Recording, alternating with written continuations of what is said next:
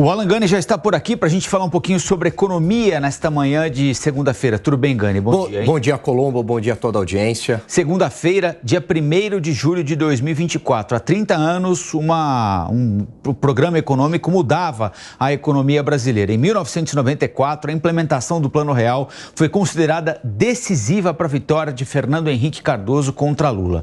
Vamos acompanhar a reportagem da Caroline Meira. 30 anos do Plano Real.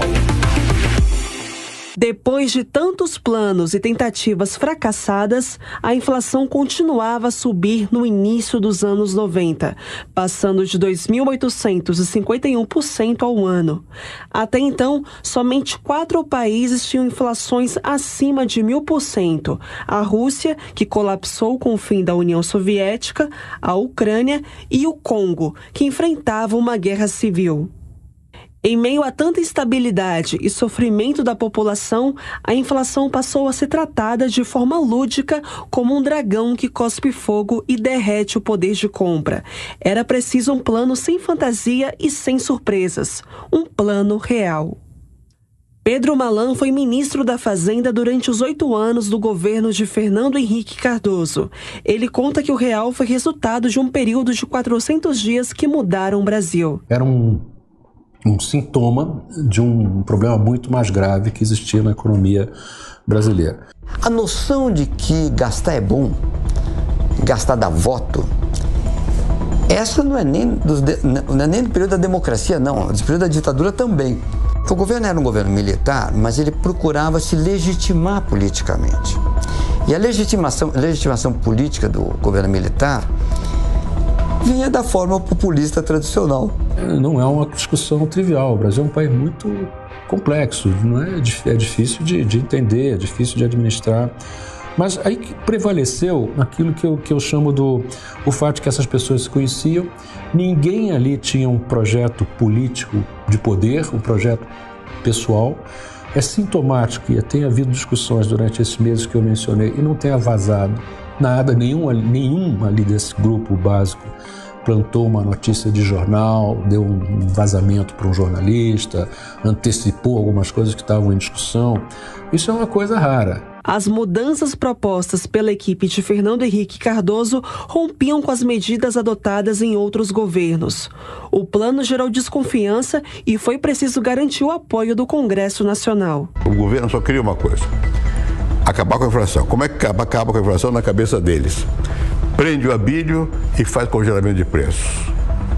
O Abílio porque simbolizava a grande empresa que especulava, né? E congelamento de preços, que era o Ai-Dodói. Congela preços. Bom, isso era o oposto do que nós achávamos que devíamos fazer. Havia eleição. Havia eleição, que seria em 94, eu tinha um prazo para me desincompatibilizar se eu fosse candidato. Eu não queria ser candidato. As pessoas não acreditam nisso, naturalmente, mas é verdade. O que eu queria era a estabilização da economia. Eu pensei com meus botões: se o Itamar não tem a quem apoiar, e vamos perder a eleição, então é melhor arriscar. Por isso que eu aceitei de ser candidato. O Plano Real foi concluído na virada de junho para julho de 1994, quando o governo federal enviou aos deputados e senadores a medida provisória de implementação. O real se tornou a moeda brasileira mais longeva desde 1942. Gani, por que o real deu certo? Ótima pergunta, Colombo. Foi uma mistura de fatores. Primeiro, houve todo um aprendizado em relação aos planos anteriores. Plano Cruzado, Cruzado Novo, Bresser, Verão, uma infinidade de planos. E aí os economistas começaram a aprender o que deu certo, o que deu errado, o que poderia ser aproveitado ou não.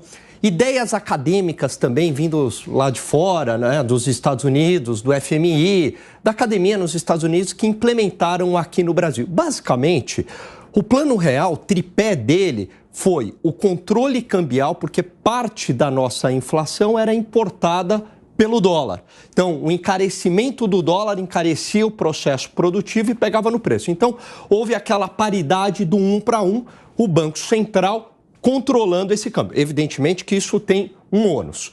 taxas de juros bastante elevadas para também dar uma esfriada na atividade econômica, enxugar toda a liquidez, o excesso de dinheiro que causa a inflação e, com isso, também controlar a inflação.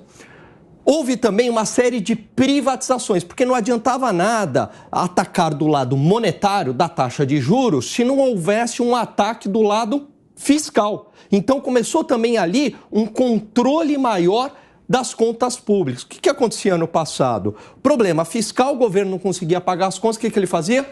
Emitia dinheiro. Só que ao emitir dinheiro acima do que a economia consegue absorver, você gera inflação. Então, junto com a taxa de juros elevada, começavam a atacar também o problema fiscal. Então, esse tripé foi fundamental para o sucesso do Plano Real.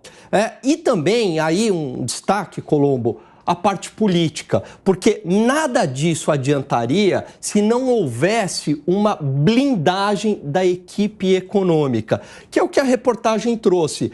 Quando o Pedro Malan diz que ninguém ali tinha um projeto de poder, é verdade. Então você tinha excelentes economistas, como o próprio Pedro Malan, como Gustavo Franco, como Pércio Arida, entre outros, e o Fernando Henrique ele foi muito hábil na época em blindar essa equipe econômica, esses economistas, para eles trabalharem em prol do país, em prol do Plano Real, que foi um sucesso, colocou o Brasil na rota do desenvolvimento econômico e aí o Real está aí até hoje. É isso aí. Daqui a pouquinho a gente conversa mais, Gani. Até.